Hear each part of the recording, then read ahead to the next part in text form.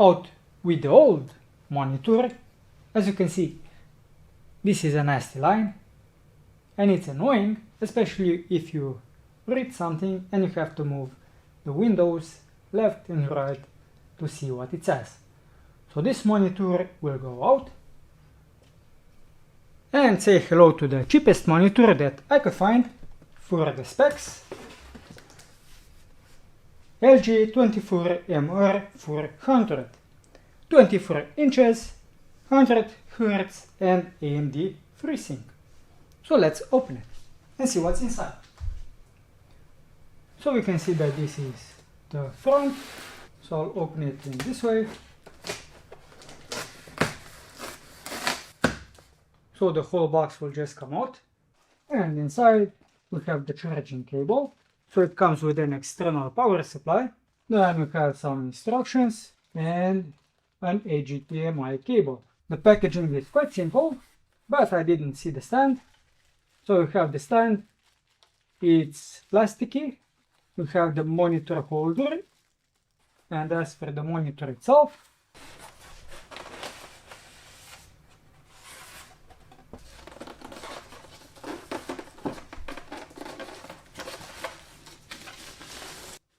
first impressions, build quality is not the best, it's plasticky. Now this was the cheapest monitor that I could find in Europe for 80 euros, and this was on discount from Amazon. I will leave the link to it down below. And is it any good? That's the question. Let's take a look at the stand. So it's plastic.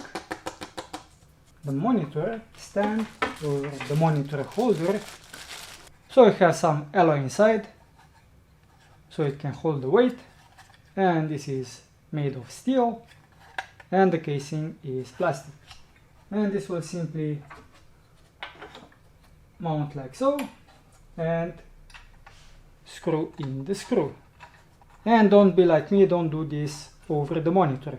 In case this falls down, it won't break the monitor panel. So this is the stand, it wiggles a little bit.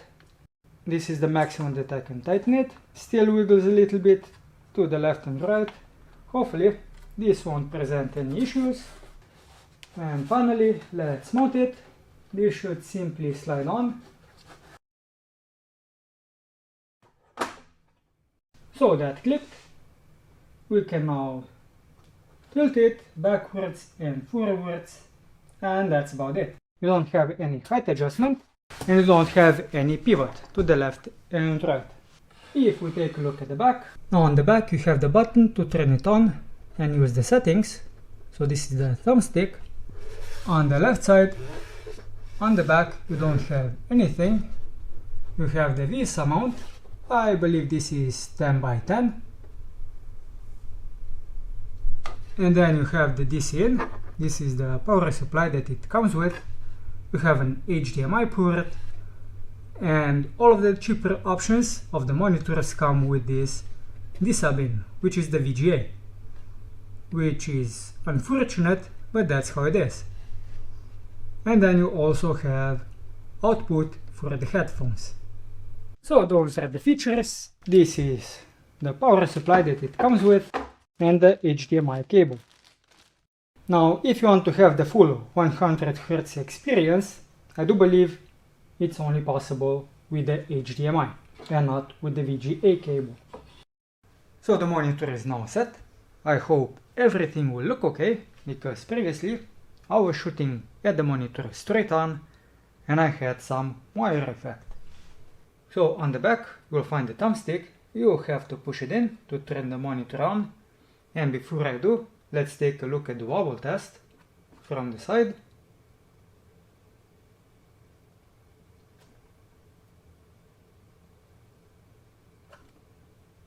And from the top. And as you can see, the wobble is not the best. But admittedly, the stand is plasticky, so it doesn't offer great support. So I suggest you use a VESA mount. And now to turn the monitor on, we'll have to go to the back, to the thumbstick, and push it in. So we have a bit of a menu. We can use left and right for the volume, if you have the speakers enabled. So we can do that. I can go to the volume, sound settings, manage sound devices. I have previously disabled this one, so let me enable it. And now the LG sound device is enabled. The thing you'll notice though is that we don't have any sound. And why is that? Well, because this monitor doesn't actually have speakers, but it does have the 3.5mm jack plug, so you can use something like headphones or also speakers connected to the back of the monitor. So I will just turn the volume off like it was to about 30 by default, and if you press down it will mute it or unmute it, and I will also disable it. So that is the audio. If I press down or up, this will display the source and what is currently selected. So you have custom and smart energy saving. How you get to that menu? Again, you have to press in. If you press in and hold, this will turn off the monitor. Otherwise, you can just press in. If you use HDMI, you'll have the picture mode. For up, you'll have power off. You can select the inputs if you select left, or settings if you go right. So let's go to settings. In here we have all of the settings, so we also have the input and the picture. At the bottom it says move up and down, go right to go to the next menu, or left to exit. So we can adjust the brightness, contrast and volume, and at the moment auto configuration is not available. I can go down to the inputs. We have input list. I could select the desub, but I don't have anything connected to that slot, so I won't do that. And auto input switch is on. Then we have the picture mode. Here you can change what this will be. Custom is set by default. And let's just go over them. And by default I think custom looks nice, so I'll just leave it to that. And you can also adjust the picture brightness, sharpness, contrast, super resolution, black levels. Let's see, game adjust. So we have Freesync off. Let's enable it.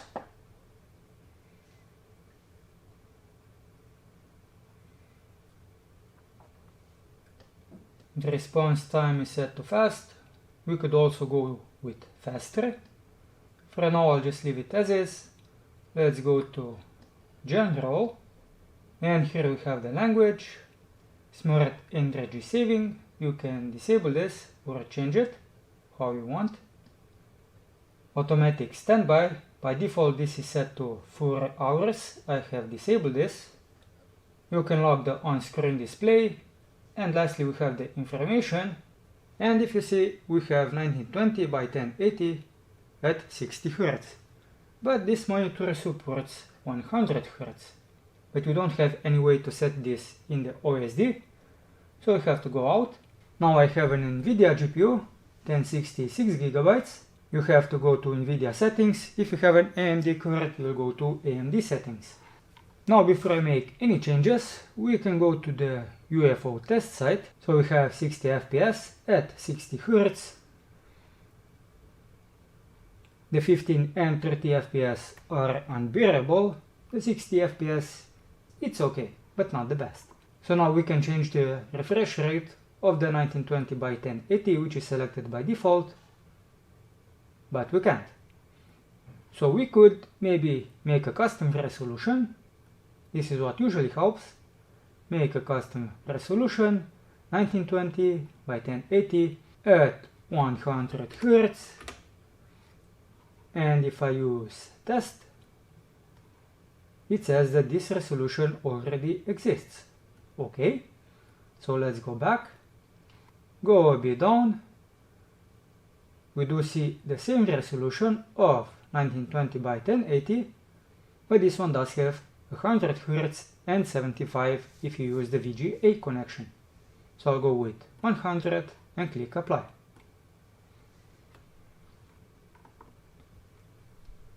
I would like these settings, It does look a bit snappier.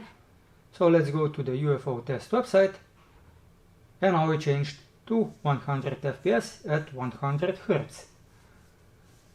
And now the top one is definitely a lot smoother than it was with the 60 FPS. So maybe we can now look at some videos, how the image quality looks like.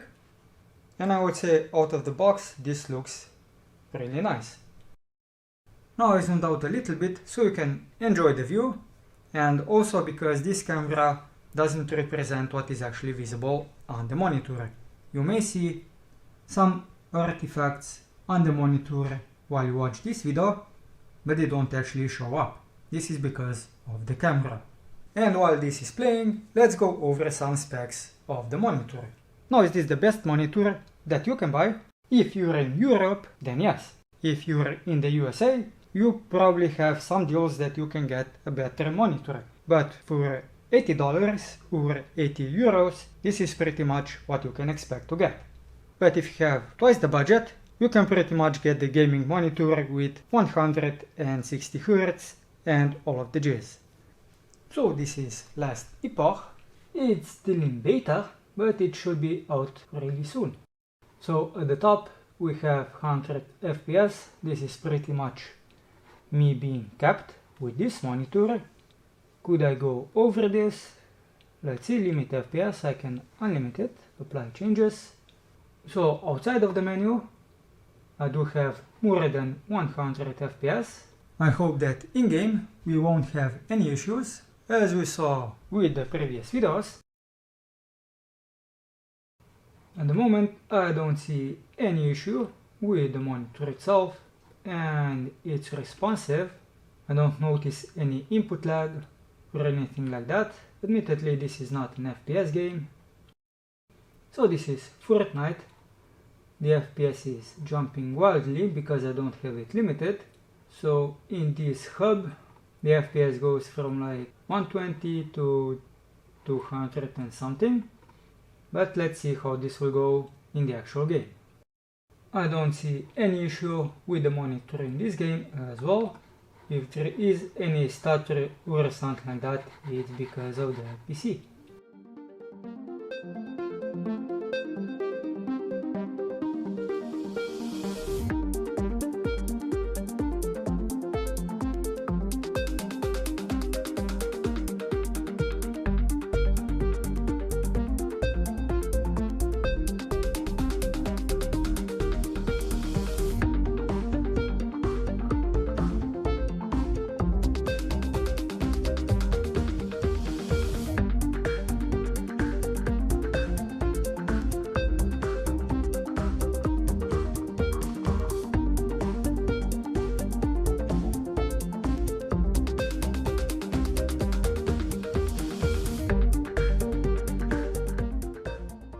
Now lastly, how you will turn off the monitor.